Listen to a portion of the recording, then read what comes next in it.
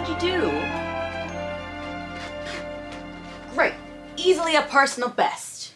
Tell us what happened. It was electric. The starter fired his pistol into the air, and like a shot, I left half my competition in the dust. You were that fast? No, it was the over 80 category. Most of them dropped from fright. You're kidding! Please, his natural build at these kind of stories. Sorry. So, finally, the race was underway. I'm cagey, like a panther, but when the time is right, I pounce! The crowd is on his feet. Sophia! Sophia! My heart is pounding in my ears, but then again, it always pounds in my ears. I could see the finish line. It was only 200 or 300 yards away. And then it happened. What every runner dreads. I hit the wall. Ah, Ma, you ran out of steam. No, I actually hit a wall. They put up a new Wendy's on Collins Avenue. From what they told me, I picked myself up and staggered over the finish line. People are talking the covers of national magazines.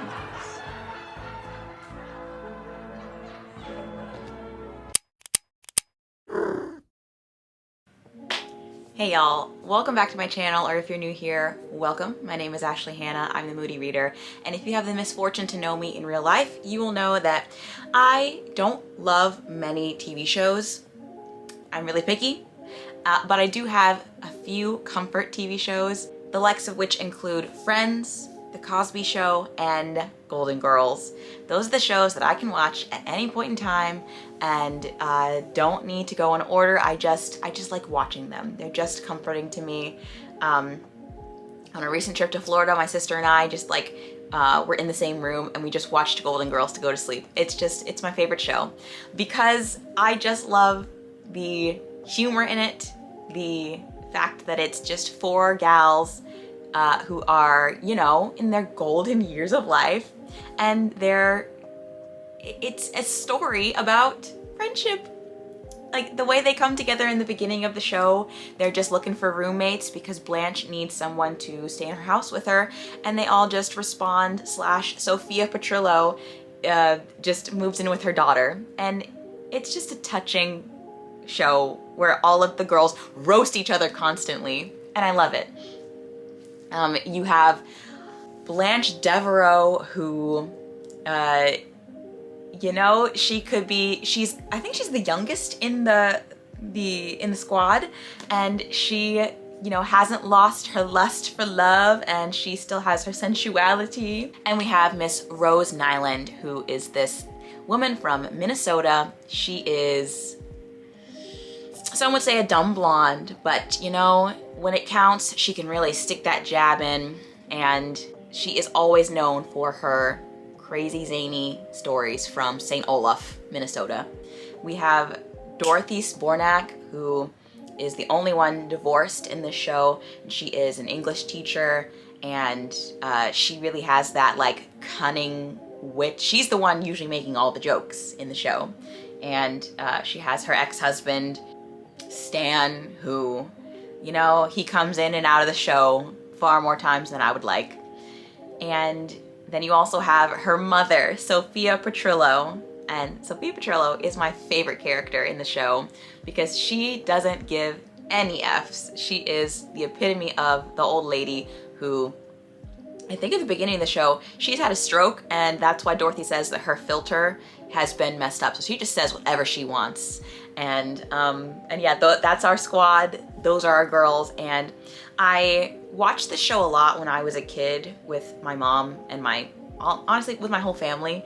We would just watch all of the reruns, and that was our thing, along with other shows. Honestly, I just loved how it was showing these four women who are, you know, not your stereotypical sitcom ladies, and they still had, you could still see that their life had meaning. Like, it wasn't just, okay, and then you're old and you just sit there and you don't have adventures. Like, the episodes that were my favorite, the one that I showed in the skit before this intro, and also the one where they go to the murder mystery party, and also the one where they get mistaken for Ladies of the Night. That's a really good one, where they all get tickets to see Burt Reynolds, but only 3 of them can go, and so they all go without Sophia, and Blanche is trying to find this really cheap hotel, and she finds one, and it's so cheap because all of the people that go there are hookers, and they get mistaken for, like, you know, seasoned hookers. It's just so funny, the show. If you haven't watched The Golden Girls, please, I implore you, do so. You will chuckle. There's a lot of talk about death, so I skip over those sections of the episodes always, but other than that, it's a great time. And so the reason for this video, I've gone on for too long. The reason for this video existing is because I thought, what would the Golden Girls read? Like, if they had a book to, like, be their favorite book or the one they recommend to anyone, what would it be? They would all be very different because their personalities are also different. There's even a test that you can take, which Golden Girl are you? I always get either Sophia or Blanche. Don't know what that says about me. But, so I looked up, what would the Golden Girls read? And there is in fact an article that actually like lists books that the Golden Girls would possibly read based off of their personalities. And so I said, bet, let's make a video on that. And let's have fun. So I embarked upon the journey of reading 4 books that sum up the Golden Girls. And I will tell you what those books are. There were a bunch to choose from, and I just chose the ones that I felt like reading, because I know for one of the books, or for one of the ladies, Blanche Devereaux, one of the options was Gone with the Wind, and I was not about to read that book. I've already read that book when I was 12, and I didn't enjoy it, so... And I tried to reread it last year, and I didn't enjoy it. So I'm not gonna do that to myself again. So the books that we are reading in this video are, for Miss Blanche Devereaux, we are reading A Streetcar Named Desire by Tennessee Williams.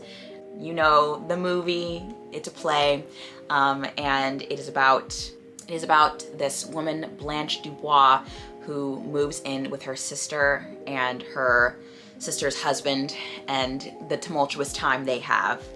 And this is funny because the creators of the show, Golden Girls, they actually modeled Blanche's personality and life off of Blanche Dubois and off of Scarlett from Gone with the Wind. So I thought it was a really good idea to read this one. Also, yes, it is in the article. So we're reading A Streetcar Named Desire, which has a blurb in it on the back from Francis Ford Coppola, which is funny because I also chose to read The Godfather, which is also has an introduction by Francis Ford Coppola.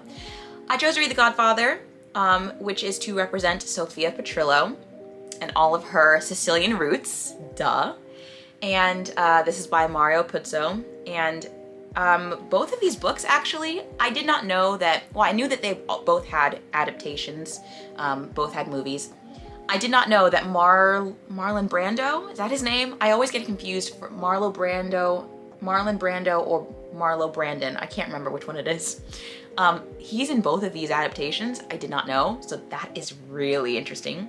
I don't know if I'm gonna watch the movies. I don't know. But I chose The Godfather because I've always wanted to read it, and I've never known what it's about other than a mafia Sicilian family. That's the only thing I know. And knowing Sophia Petrillo, it will be really gritty. There will be no punches pulled, and it will be a good time. So we're reading that. For Miss Dorothy Zbornak, we're going to read A Tree Grows in Brooklyn by Betty Smith. And this, I feel, is representative of Dorothy because New York. Dorothy is a New Yorker. She is a Brooklynite, and I had actually never heard of this book until the creation of this video in my mind, so I'm really interested in this one. And it seemed the least boring out of the picks for Miss Dorothy, so we're gonna read this one.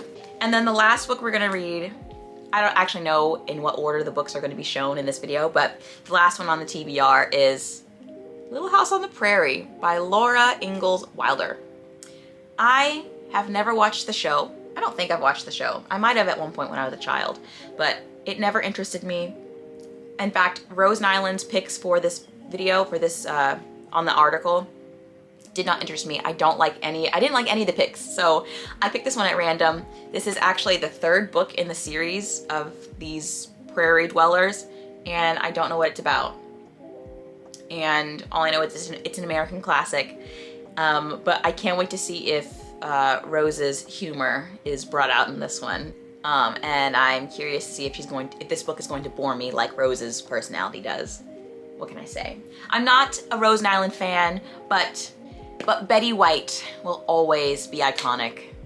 And so, for that matter, all of the women who play the Golden Girls are forever in my heart and forever iconic. And you know what? I just love them. This is a tribute to those women who were so funny and whose acting brings me a lot of joy to this day. So yeah, I think that's the end of this intro, and I think we're gonna get into the video. So if you enjoy books, if you enjoy the Golden Girls, stick around and we are gonna get right into it. I'm so excited. Was actually able to deceive me once.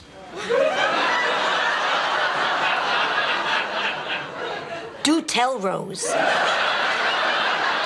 St. Olaf's most famous OBMAG. What's that? Obstetrician magician. The amazing Shapiro. He delivered Bridget. But it was so confusing. It's a girl. Now it's a dove. Now it's a glass of milk. I don't know how he got her in that deck of cards. But there she was right after the King of Hearts. Is this your baby? 16% in, and some thoughts. Obviously, the language has not aged well, but I'm not judging this story off of that, because if we did that, then we would just be negative Nancy's, and you can't judge things based off of where you are versus when they were written, etc. But the papoose got me. that got me. But disregarding that, we've had Laura and her family. They are going from, where are they going from? Where do they live? On the prairie, surely. So they set off from Wisconsin to Kansas, and they originally set off because Pa feels like, you know, it's getting overpopulated in this area, and he wants more land and quieter, a quieter open space, and, you know, more game. And so they take off, and he asks his wife, he's like, you know, if you're not opposed, Ma, would you like to go and set off for other land? And of course she says yes. And I think it's nice that he gives her the option, even though it was not an option. And they set off, and 16% in, we've already had some treacherous stuff happen. We've crossed a ford, so they almost all drown, which is crazy. And then what's happened? Oh, and then we lost Jack the dog. And though this is the third book in this series, and I did not want to read books 1 and 2, and will not read books 1 and 2, I am attached to this dog. So, sorry, Jack, but I'm hoping we find him again. Do we find Jack again? Hopefully. So yeah, I'm enjoying it a little bit. 1% later, and we found Jack. Never mind. What do I have to say about the Little House on the Prairie?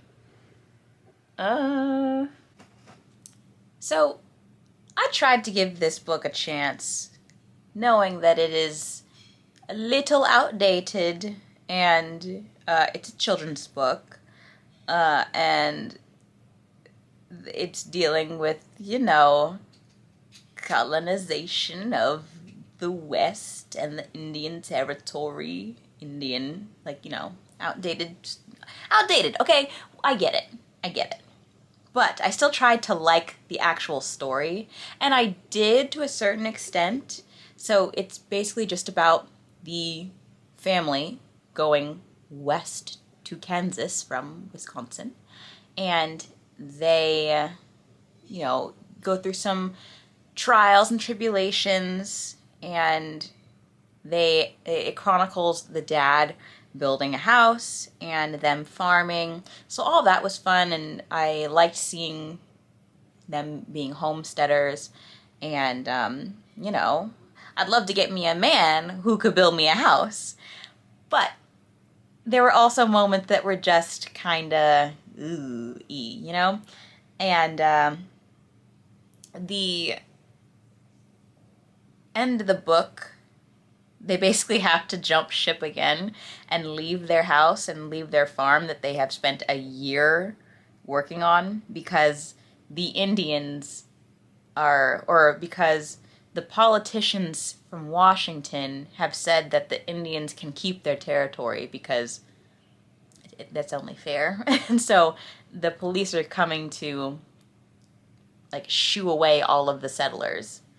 And so they end up back in the wagon and off on another adventure. So it's kind of like, why did you even go there in the first place? You knew that it wasn't your land and that you would be ousting some people. But that wasn't even the worst thing. There are just so many lines in this book that just aren't... You just don't do that. And honestly, it was mostly Laura, the middle child, that was saying so many things. She was giving me DW from Arthur quite a lot. And I like DW. But one of the things she said was when she's speaking about her older sister, Mary, and how she's such a goody-goody, she says, when she looked at Mary, she wanted to slap her. So she got that rough edge to her. There's also a time where, when in the chapter, Indians Right Away, she says to her mom and dad, "Get me that little Indian baby." She also, what else does she say? Oh, okay, there's another section where I didn't know there were any black people in this story, but apparently there's one lone black person, one black doctor. And this is when they all have malaria, and they're all kind of feeling sick because they got malaria. And they think it's because of the watermelon, because Mrs. Scott, the neighbor, is like, I tell you, it's the watermelons. The people have been eating those watermelons from down in the stream, and they're bad for you. But really, it's just malaria. And so she says, or when the doctor comes into their house, and Laura sees him, it says, then the doctor came, and he was the black man. Laura had never seen a black man before, and she could not take her eyes off Dr. Tan. He was so very black. This author was not helping herself out. That's terrible. That's terrible. It's funny to me, but it's terrible. The fact that she named the doctor Dr. Tan, too on the nose. It's like Dr. Blackman from Strangers with Candy. And so, let's see here. Oh, there were also some cool highlights that I took. I liked all of the language that didn't pertain to racial things. And one of them was, like, all of the sayings that you had back in the day. Because I saw the saying in this book, but my mom... her mom would say, I haven't seen that or I haven't done that since Hector was a puppy. And I don't know why, but I'd never heard that until, I don't think I'd heard that until this past year. My mom said it and I was like, what? And she said it to me before, but I saw it in this book and it says, speaking of the watermelon, Pa says, I haven't tasted a good slice of watermelon since Hector was a pup. So apparently it's a saying, and I didn't know it was. So that was very fun to see. That's basically it. Nothing else was good about this. Let me see if I have any other highlights. No, that's about it. Yeah, it was basically just non-PC stuff. But, and also the actual plot where they're like building their house, it was just a little too HGTV for me. So... but yeah, I can see where it would be very up Rose Nyland's alley. Although I think she's a little more interesting than this book was. But what do you know? So, I might be reading Pippi Longstocking, but if I don't, that is the end of Rose Nyland's chapter for this video. On to the next one. Dorothy, I hesitate to say this, but something in Frank's eyes says to me he thinks of you as more than just a friend. Blanche, the man is a priest. The man's a man. I'm not going to listen to this. Listen, I know what I'm talking about because I was in a very similar situation once, and he was a man of the cloth. Oh, totally dedicated to his vocation, or so he said. But his eyes told me he was dedicated to me. Now, we both knew it was wrong, and we fought our feelings with every bone in our hot, long, and writhing bodies. But finally, it was just too much for us, and we gave up and checked into a Best Western. You had an affair with a priest. Priest? I didn't say he was a priest. I said he was a man of the cloth. He was a fabric salesman. Wonderful, Blanche. All right, so the next Golden Girl I will be reading like is Miss Blanche Devereaux with A Streetcar Named Desire, the play. I am excited to see how I like reading a play. I don't think that I've done that a lot, and I don't know how it's gonna go, but I know it's gonna be shorter than Gone with the Wind, so that's probably the best route to go. But if I don't enjoy this one, I will DNF it and I will pick up Gone with the Wind, because I can't pick up 50 Shades of Grey. I won't do it. I can't do that to myself. So, already we are setting up the scene, if you will, with the setting of New Orleans in a slightly tenser time, 1947, I believe, something around that time period. And yeah, I've just seen I've just seen the name Stanley Kowalski, so I assume we're gonna hit the ground running. So let's get into it.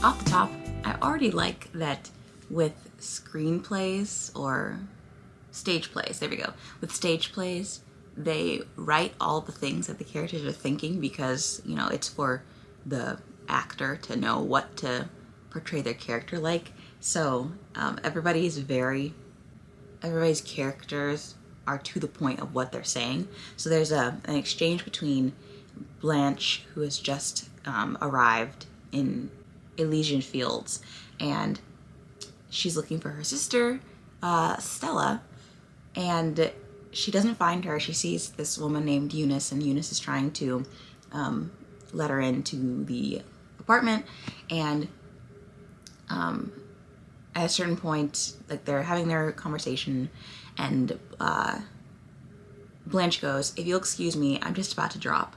And then Eunice says, "Sure, honey, why don't you sit down?" Blanche says, "What I meant was I'd like to be left alone." And then Eunice, in brackets, offended, says, "Ah, I'll make myself scarce in that case." So I like that they have the feelings and emotions of the characters, even though obviously in a book you don't need that, but it's still funny to see. And it leaves no room for confusion on my part.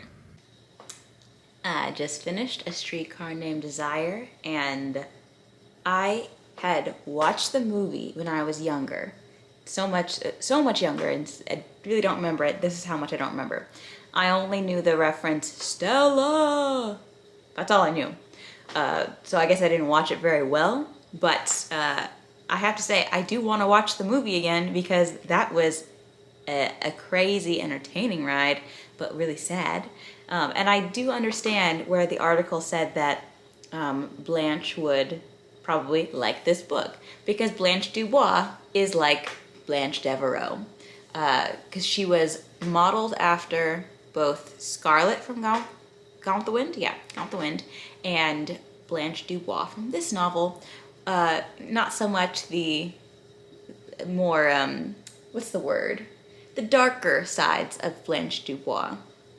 And I just felt really bad for her, if I'm being honest, very, very bad. Let's see. So the plot, we're with Stella and Stanley, married couple who live in a rundown apartment, I believe.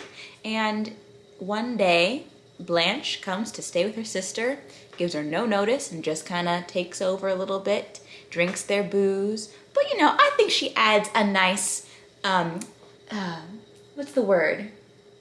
Classy touch, because she has certain sensibilities, and she feels upset that Stella, her younger sister, hasn't really kept up those sensibilities. And she's like, you're married to this brutish man who only, he's an ape. She thinks he's an ape.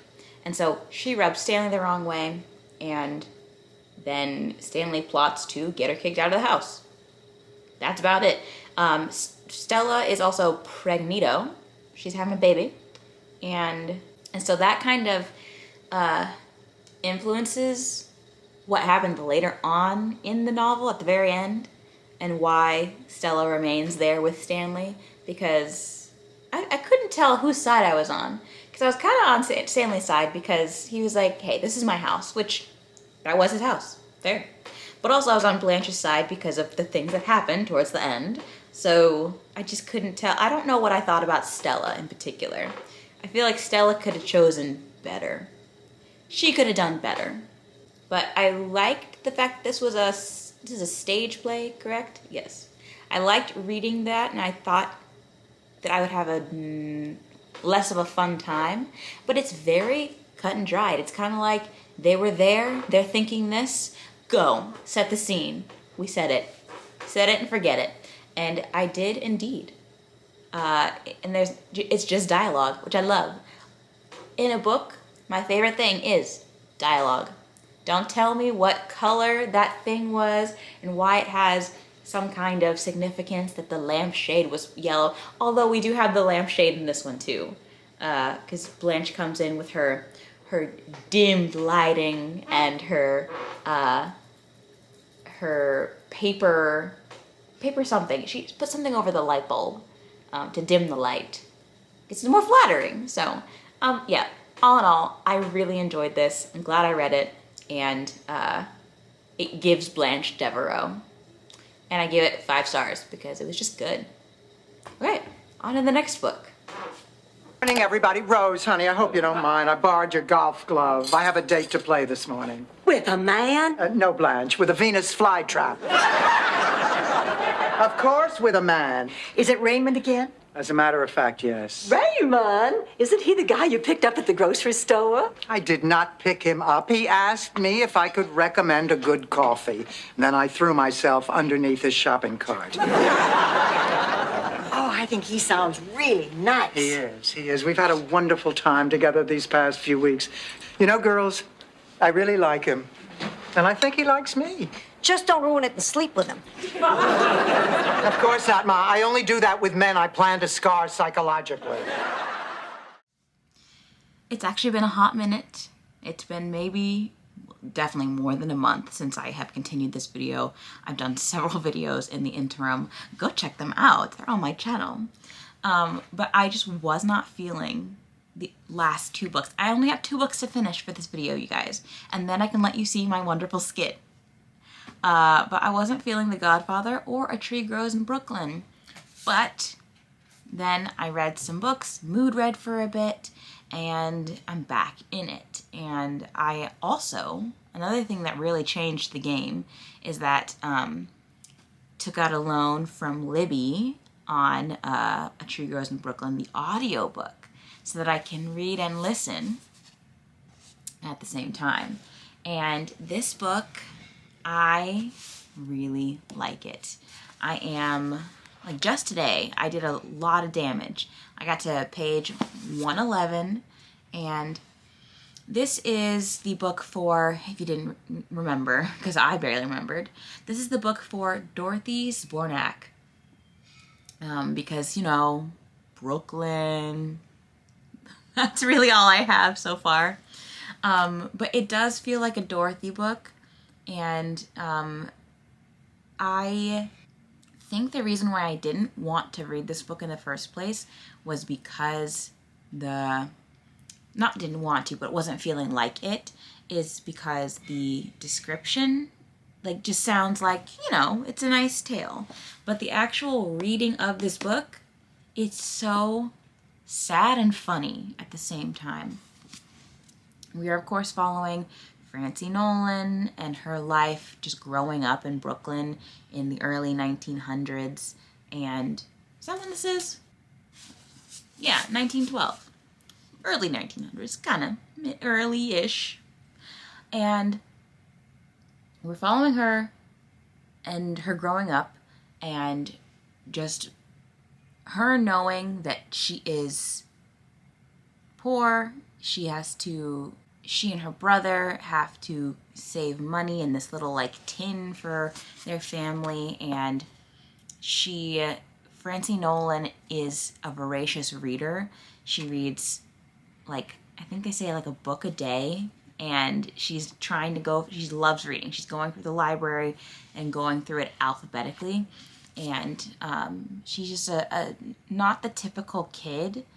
And at one point it says she is basically an amalgamation of everyone around her, her family, and there's a little bit of everybody in her. And she's extremely religious, very devout, and loves her father, and doesn't even know why she loves her father, because her father is this drunk. He's a singing waiter who, like, he's just kind of MIA, and he's not doing all he can, but she still loves him more than she loves her mother, and she's like, I don't know why, I just do.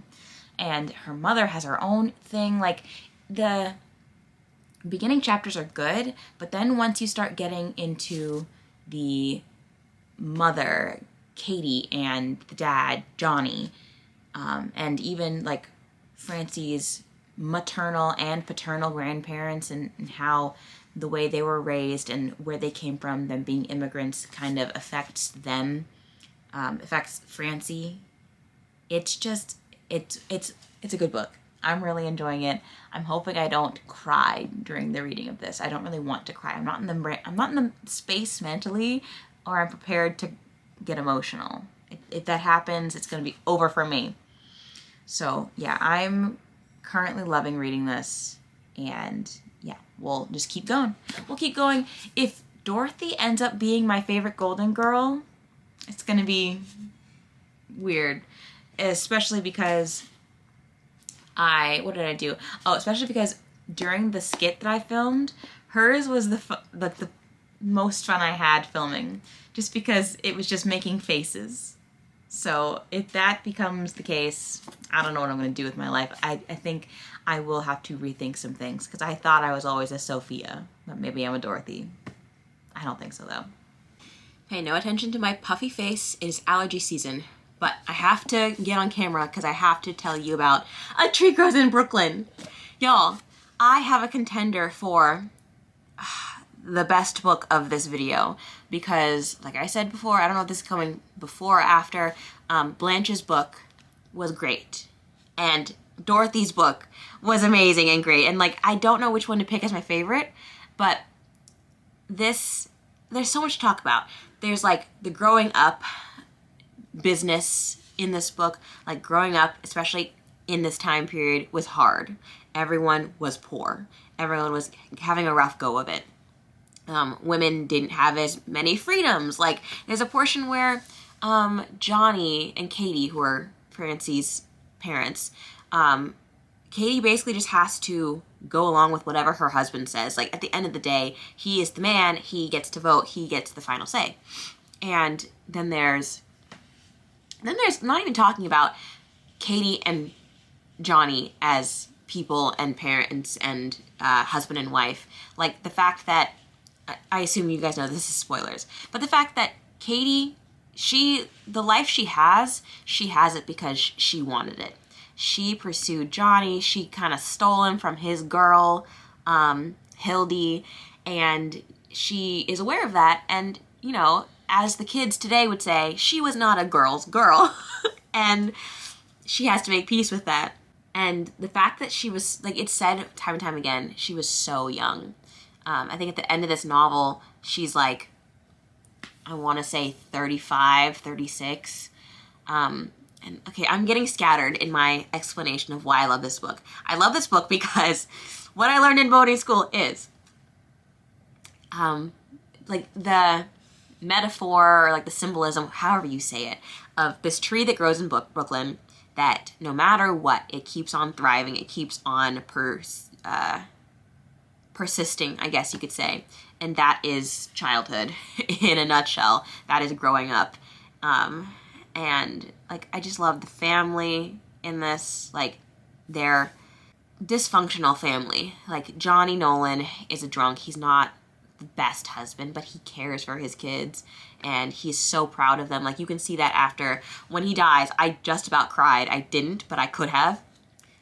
When he dies, and it's after Sissy Nolan, so not Sissy Nolan, Sissy Romilly, whatever her last name is, I don't know.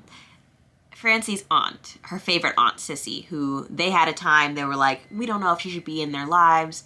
She's cut out of their lives for a little bit, but she comes through when it counts. And she has had 10 births, and they've all ended in death.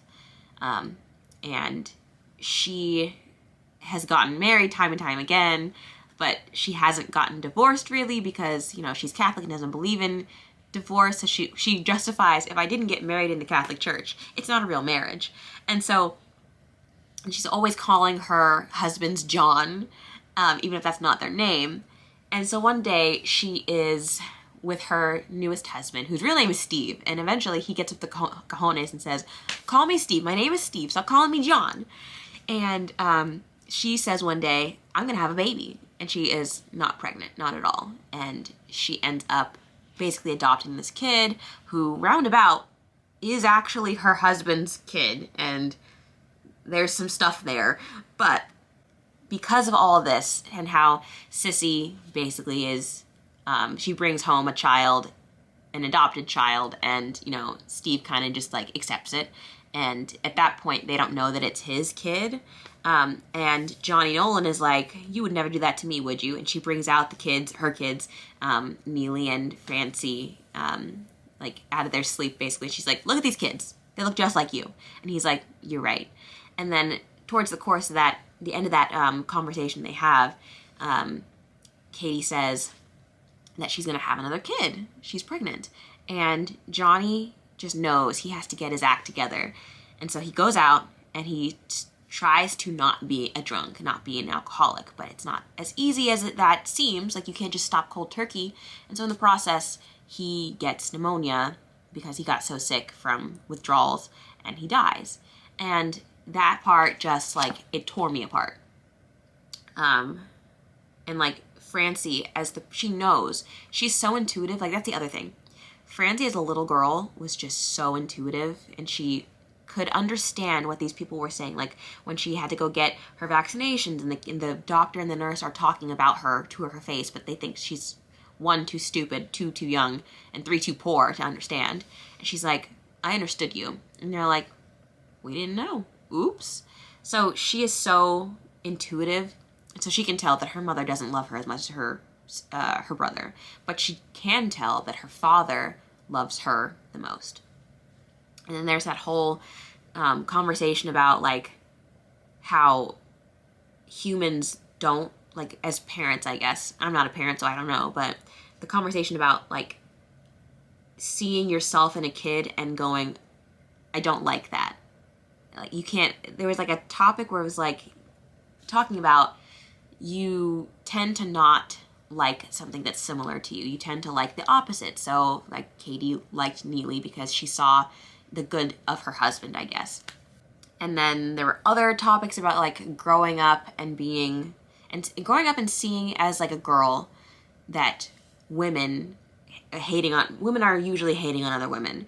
And, like, even if men can't get along, they still have that bond. And Francie sees this, and her mom's like, why don't you have any girlfriends? She's like, because I don't like women. And then Katie says something to the effect of, that she doesn't like women either. And she's like, that's where I learned it from. So there's just so much in here. So much. And, like, Francie goes through so much. And she, like, takes herself and puts herself through college. Like, it's just so good. You guys, this book was so good. 5 stars, 6 stars. Honestly, this will be a reread in the future. I recommend everyone read this. It's great. It's like really sensitive and astute, and I don't have any other adjectives for this one because it's just so good. And I'm so glad that I read it because I'm so glad that Dorothy Zbornak made me read this.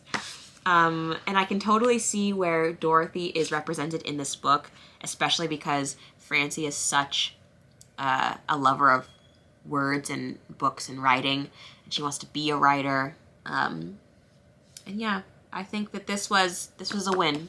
This is definitely a win. Okay, what's the next book we're reading? I think it's Godfather. I raised her, and I was the one who got her through that awkward period. The 50 toughest years of my life. And I knew you'd be special. And I didn't disappoint you. A little. Come on now. Would it hurt to spend a little time with your daughter? That remains to be seen.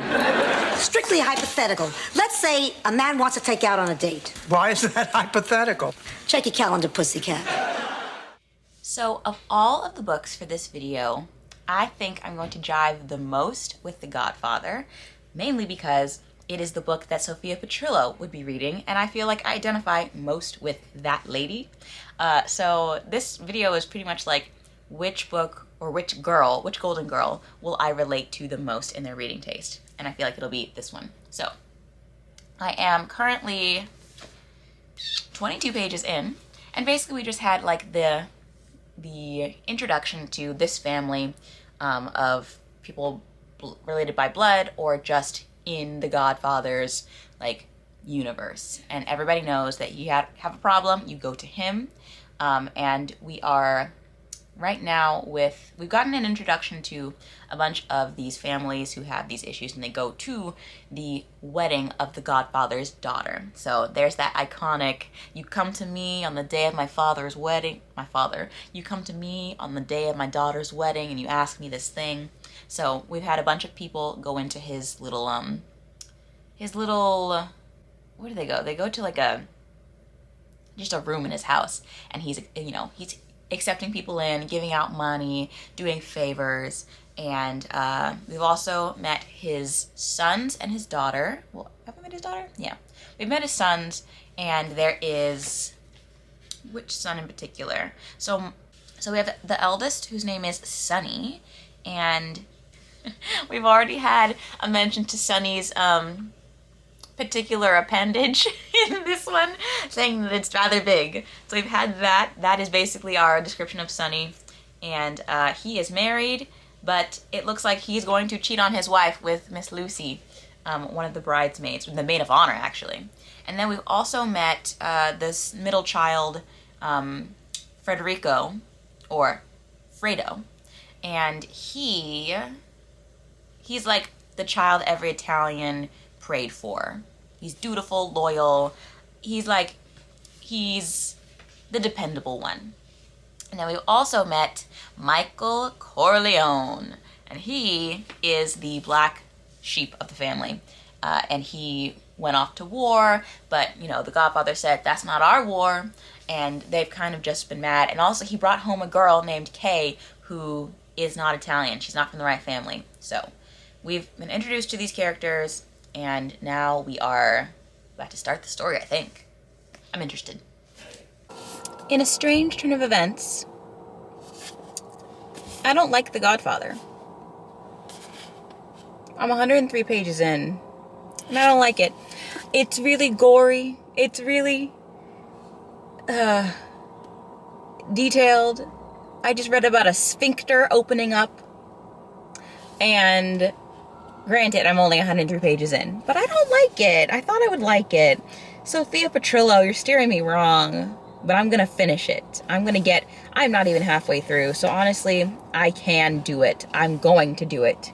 There's just so many characters, you guys. It's like, this person did this person dirty, and then the Don was like, he got like a hit out for him and he didn't die, but then his sons are like, we need to keep the honor in the family, and meatballs. it's just, I thought I would like it more, and I'm not liking it. But the horse head scene was cool.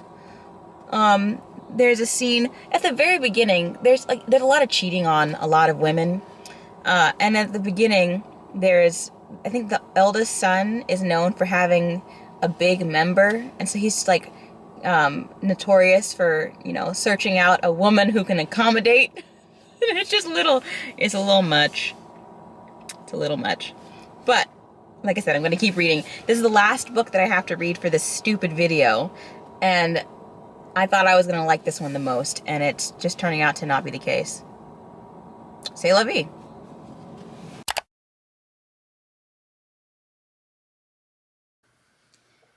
You are perched so precariously that if I so much as breathe, you're probably going to fall over. But we were talking about how I wasn't liking this book, The Godfather, and a couple things happened. One, I need to start wearing my readers, much like Sophia Petrillo. But other than that, I have gotten to book 2. Is that what it's called? Yeah, book 2, which is approximately 145 pages in. And stuff has started happening, and it's gotten much better. So we have, well, the whole thing is that there's like this 5 families war that's about to happen, and towards the beginning of book 2, the War of the 5 Families of 1946 ends up beginning. And it's all because the Don, the Godfather, does not want to include illicit activities in his illegal, what did they do? He imports, his illegal imports. He has lines that he will not cross. And when one of the other 5 families wants to cross those lines, he's like, no, we're not doing that. So they put a hit out on him, and that spurs Michael to action. And he was this kid he's the youngest son, and he wants nothing to do with the business.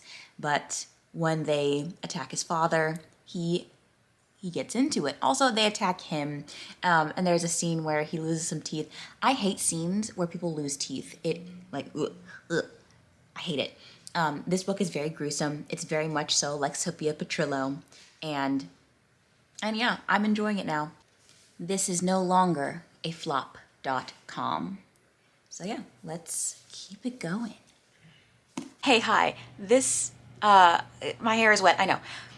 This book, The Godfather, has become my Everest, but in the weirdest way, because I really like it, but the text is so dense and tiny, and we keep hopping around to different people. But I just read a scene that was like, what? What? I'm so sad now. Oh my gosh. I'm spoiling things right now. 3, 2, 1, spoilers. When Don Corleone, like, we've had his like whole upbringing, and we've had that backstory. We've had a little bit of Johnny Fontaine. His stuff was really interesting. And then we switched to like Connie and her story, and how her husband, Carlo Rizzi, can't remember his name, he is an a-hole, and he has been abusing her, and she's pregnant, and Sonny, her eldest brother, wants to help her. And he goes and beats up Carlo, and then we switch, like, that's where Mario is like, okay, I'm gonna confuse you. Then we switch to Amerigo Bonacera, is that his name? To his perspective, he is an embalmer, of all things, and the Don has a favor to ask him because he helped his daughter in the beginning of the book. And then we see that he's in the morgue, and the Don is like, I need you to ask you a favor. Make sure that this face is something that his mother doesn't recognize. And then you see who's on the stretcher, and it's Sonny Corleone. He's dead. Oh my gosh. It actually got me. 5 stars. Okay, I'm gonna keep reading. You guys, I finally finished this thing. It took, I don't know how many months. I really don't know how long it took me to finish this, but I did, and honestly, it was 5 stars. I didn't think it was going to be for the longest time because it took me so long, and there was like a chunk of the book that seemed pointless and boring, and like, and it just seemed like it was way too, like the writing was way too gritty, and like, but the thing is, that's the point, and it was amazing. Oh my gosh. Like, the amount of times that my jaw dropped, and I was shocked. I was like, what? How can this author do this to these people? And like the underlying message of like family over everything with these people, like they just truly did believe family over everything. And I really don't think there's a plot in this book. Like, of course the plot is like it's a mob family, but the characters are what really like do it for me. Michael Corleone, that's all I gotta say about him. His journey, and I'm gonna spoil things right now. Spoilers, 3, 2, 1. The fact that he didn't want to be in the business, but then he takes up the mantle after the Don is shot, and Sonny when he gets killed, and then like the Lucy Mancini stuff, and the stuff with the doctor and Vegas, like the whole other Vegas plot point. I was like, whoa. And Nino, his tragic tale, and his jealousy with Johnny Falcone, like just because he has that one thing of when he gets his voice back and he's like, you have something you love and I don't. So he's like day by day just trying to not exist anymore. And then, Michael, and when he goes to Sicily and he gets thunderstruck. So here's the thing. I was really upset when Apollonia gets blown up. He is finally finding some like happiness in life in Sicily. He's, basically been exiled, and he finds this girl. He gets thunderstruck. He basically imprints like in Twilight, and they get married, and then she's pregnant, and then he's betrayed by the Barzini. And then, so I'm torn because I don't really like Kay. Like, I understand why they got together in the end, and I understand that they probably were the only, like, he was probably the only guy for her, and she was the only girl for him at that point after he had lost his first wife. But I just didn't like Kay. I didn't like how she, like, knew she held all the power with Michael, but then didn't like when he did what he had to do. And he told her straight up. He was very forthright and honest when they got back together. I cannot tell you certain things, this, that, and the other.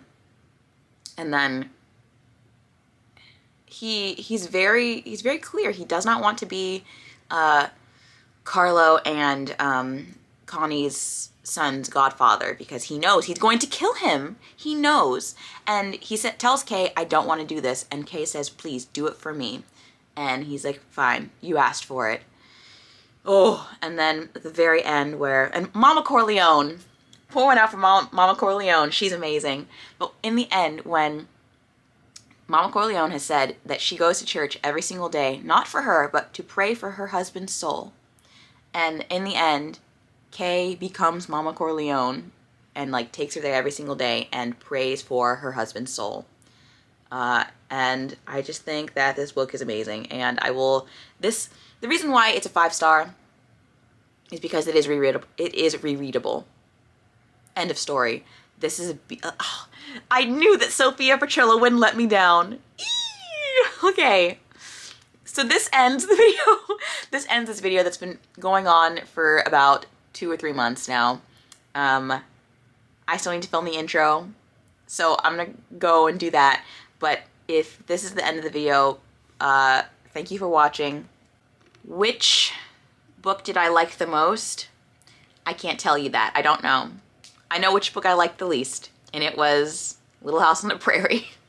So the person I am least like, and nobody is shocked, is Rose Nyland. We are not compatible. I am not like her.